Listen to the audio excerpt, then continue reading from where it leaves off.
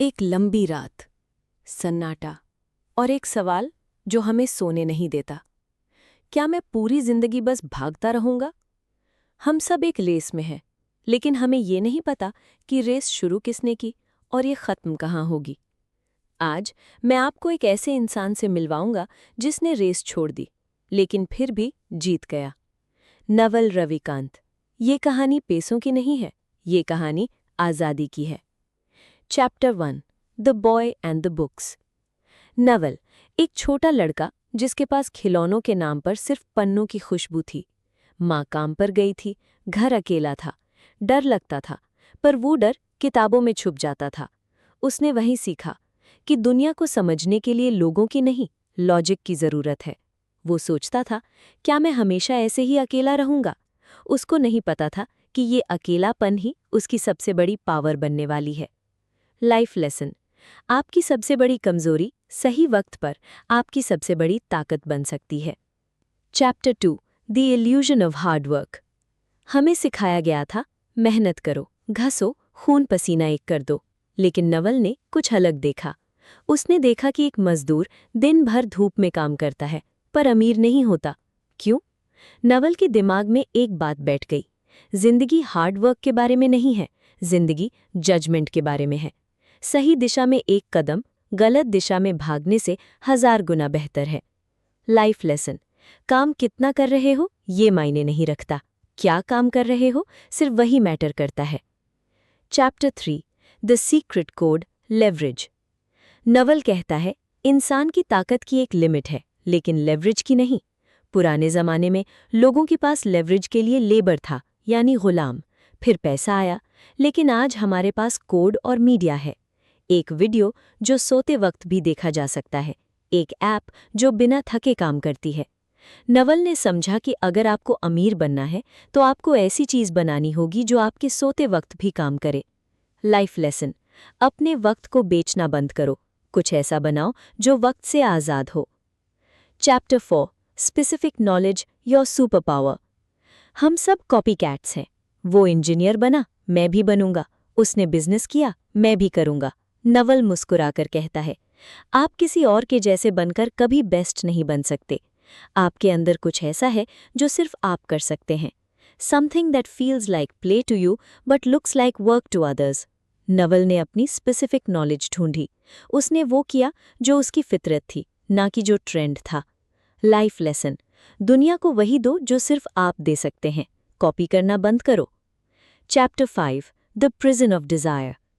पैसा आ गया, नेम मिल गया, लेकिन नवल खुश नहीं था। क्यों? क्योंकि डिजायर एक कॉन्ट्रैक्ट है जो आप खुद से करते हो।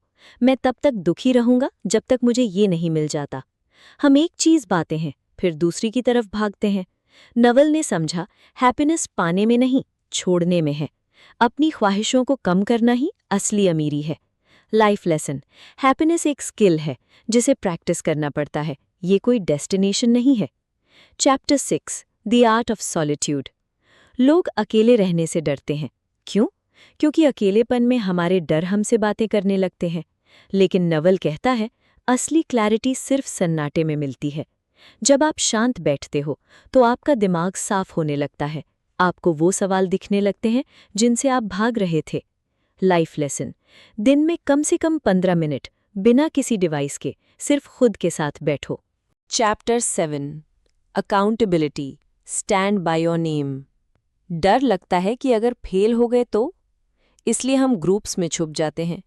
लेकिन नवाल कहता है, टेक अकाउंटेबिलिटी, अपने नाम पर रिस्क लो। जब आप अपना नाम किसी चीज से जोड़ते हो तो लोग आप पर भरोसा करते हैं।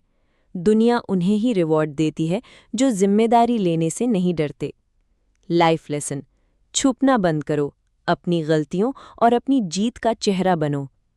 Chapter 8, building a reputation that compounds.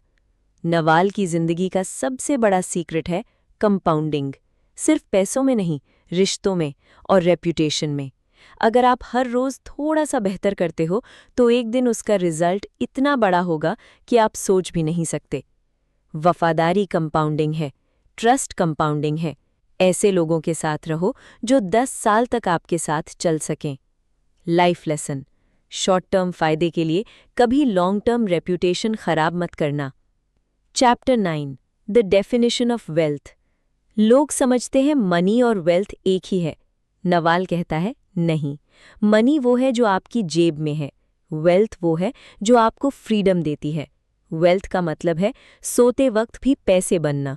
Wealth का मतलब है ये कहने की ताकत रखना कि नहीं, मुझे ये काम नहीं करना। Life lesson. पैसा कमाने का मकसद अमीर दिखना नहीं, आज़ाद होना होना चाहिए।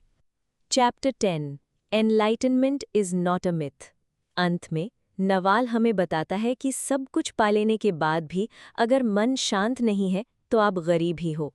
एनलाइटनमेंट कोई पहाड़ों पर मिलने वाली चीज़ नहीं है, ये हर पल में है। जब आप पास्ट के दुख और फ्यूचर की चिंता छोड़ देते हो, वही पल एनलाइटनमेंट है। Life lesson. जिंदगी कोई प्रॉब्लम नहीं है जिसे सॉल्व करना है, ये एक अनुभव है जिसे जीना है। Chapter 11 the power of reading. दुनिया के सबसे अमीर और समझदार लोग हमेशा एक ही काम करते हैं, पढ़ना। लेकिन नवाल कहता है सब कुछ मत पढ़ो, सिर्फ वही पढ़ो जो बेसिक है, जो असली है।